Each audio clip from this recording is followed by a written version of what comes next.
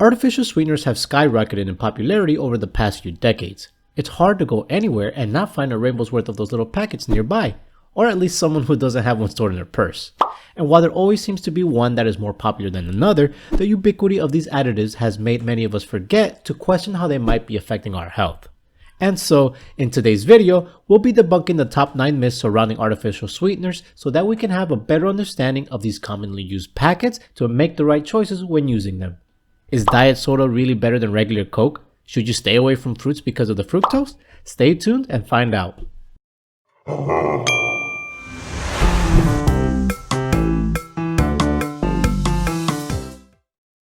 If you're new to the channel, make sure to click the subscribe button and tap the notification bell to get notified of our latest video. Myth number 1. My body can effectively get rid of the chemicals and sweeteners. That is only somewhat true because while our bodies have amazing detox capabilities, they still have their limits. What artificial sweeteners do is introduce yet another load of chemicals that your liver has to detoxify, which can disrupt your system, mostly if you're consuming sweeteners on a daily basis. Saccharin in particular is an artificial sweetener that ends up in your bladder in the same form because your body doesn't have a detox pathway for it at all. Naturally, this is a cause for concern since bladder cancer has shown to be the most significant observation through animal research using this sweetener. Aspartame is another example where its ingredients actually pass into the brain because they also naturally occur in food with the concentration in sweeteners being many times higher. Myth number 2. Non-caloric sweeteners derived from stevia are the best choices. Stevia is an herb harvested from the leaf of the Paraguayan shrub, which has been used for eons and grows in South America and Southeast Asia. What's important to understand is that raw stevia is not the same as new stevia-based products. These are often bleached and include fillers, making it a highly altered version of stevia. The closest you can come to natural pure stevia is to look for a version with the fewest ingredients possible. They work well in warm liquids and are great for baking. If you'd like to use some for cold drinks, you may find the finely ground versions best for dissolving. Myth number 3. Diet sodas are better for me than regular ones. Sure, you can save about 100 calories per serving and reduce your sugar intake by picking diet versions, but overall, they offer no nutritional value. I know, I was heartbroken as well when I learned this. In fact, a study in the Journal of Physiology and Behavior found that habitual diet soda enthusiasts have more widespread activity in the reward processing regions of the brain when they consume other sweet foods and drinks than those who don't regularly choose those beverages. Now, what does this mean exactly? The diet soda group are more likely to overindulge in sweets when they eat, which essentially defeats the purpose of saving calories since you fill them elsewhere, leading to diet crashes and unhealthy weight gain. Try giving up all these chemical-filled drinks for healthier options. There is actually a lot of great alternatives that you can choose from, such as natural fruit-flavored seltzers and antioxidant-rich teas, just to satisfy that craving and ultimately bring your body far better hydration and other benefits. Now, does drinking diet soda help you lose weight? Theoretically, it can because you're consuming less calories. However, this isn't always the case. In fact, drinking diet soda may actually cause the weight gain. Because as I just mentioned in the study earlier, drinking diet soda may cause your brain to crave more calories, leaving you eating more instead of less. Plus, there can also be the halo effect. Many people think that drinking diet soda leaves room to eat more, but the calories you save by drinking diet soda won't counterbalance a high-calorie meal. Myth number 4. Artificial sweeteners are 100% safe. Unfortunately, not everyone is immune to using artificial sweeteners. Most notably, there are some people that can be very sensitive to artificial sugars. Aspartame and sucralose in particular have been known to trigger migraines and aggravate irritable bowel syndrome. What's also important to understand is the inventory system for diet soda. When diet soda is warehoused, it may not always be refrigerated, and under warm conditions, aspartame decomposes and formaldehyde forms.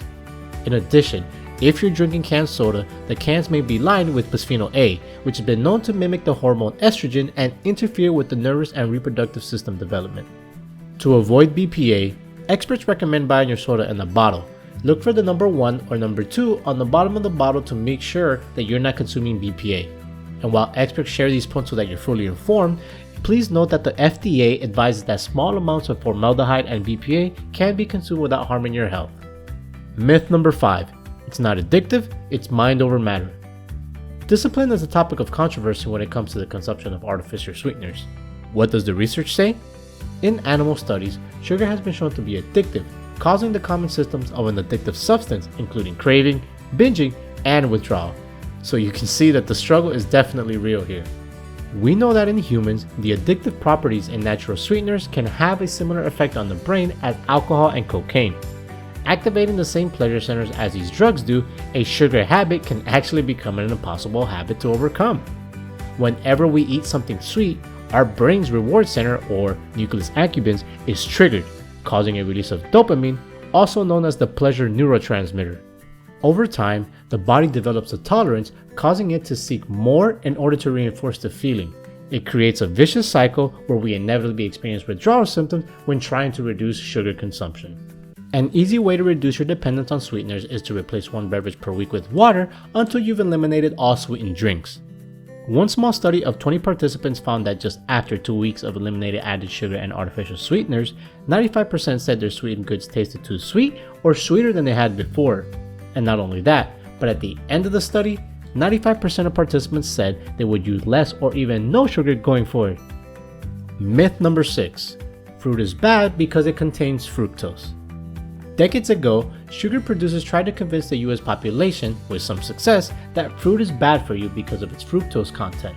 However, fruit has relatively low levels of fructose in comparison to processed foods, and it also contains vitamins, nutrients, and fiber to slow down the absorption of glucose into the bloodstream. When you're craving a treat, just eat some fresh fruit to curb the desire while satisfying your sweet tooth. It contains many nutrients that promote satiety, including dietary fiber, just so you won't overeat. And if you're worried about the effects of fructose, limit your servings of fruit from 1 to 2 daily. Myth number 7. Too much causes diabetes. Contrary to popular belief, consuming the sweet stuff does not directly cause diabetes. Diabetes mellitus is typically an inherited condition passed down genetically from one's parents. However, it's not that simple because natural sweeteners can alter gene expression. Now, how exactly does that work? Excessive intake can cause an increase in adipose tissue, aka fat, which in turn may cause metabolic and physiologic changes that can lead to insulin resistance. Type 2 diabetes, which develops during adulthood, occurs as a result of insulin resistance that leads to hyperglycemia.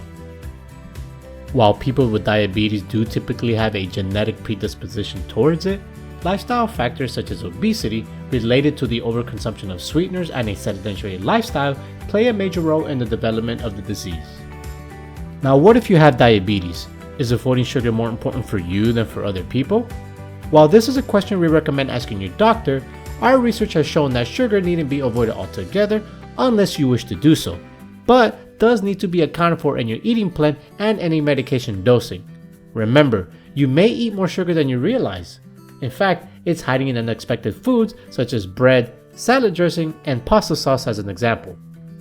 People in the United States currently eat or drink about 15% of their total daily calories in the form of added sugar, which are those sugars added to foods and drinks by the manufacturer, cook, or the consumer. Myth number 8. The real thing is worse for you than artificial sweeteners. Several decades ago, there was a big shift to artificial sweeteners based on the belief that they were healthier than the processed white stuff. However, the obesity epidemic has continued to worsen. When artificial sweeteners started gaining popularity, it seemed like they were a godsend for people who were watching their weight or who had chronic health problems. Little did we know, these little pack of sweeteners came along with huge baggage. As I have briefly mentioned throughout the video, artificial sweeteners can cause weight gain, metabolic syndrome, diabetes, urinary problems, bloating, and irritability. Artificial sweeteners were even first linked to cancer back in the 1970s, where the lab rats were developing bladder cancer.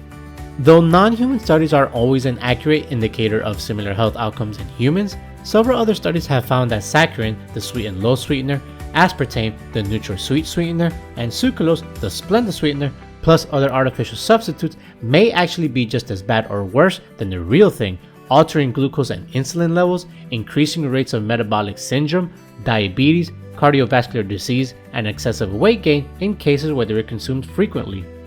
Low-calorie artificial sweeteners have also been found to destroy beneficial microorganisms in the gut, contributing to a variety of negative potential outcomes that include reducing vitamin absorption, obesity, high blood sugar levels, and even mental health issues like anxiety. That's a lot to take in. Myth number 9. All sweeteners are created equal. While all sweeteners are from carbohydrates, there are essentially two sources of these in foods we eat: natural and added. To give us a better understanding, here is some basic information about sweeteners and their role in the body when consumed. As you can see, there are many forms of natural sweeteners that are used in combinations or found individually in different foods, with glucose being found in the body as an energy source.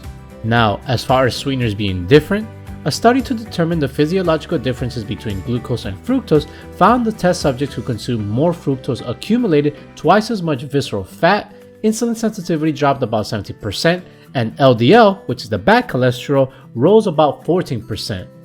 The reason for the detrimental effects on the participants with twice the amount of fructose consumption is that natural sweeteners that you consume are converted into glucose in the stomach. Fructose, however, is metabolized by the liver, and when excessive amounts are consumed, the liver stores fructose as fat. This in turn increases your risk of cardiovascular disease and may lead to insulin resistance. When sucrose is metabolized, it is broken down into glucose and fructose, and this can take a toll on your liver if the fructose concentration is higher. Though you aren't able to actually taste the difference in the types you consume, all sugar is not created equal because your body utilizes varied types differently.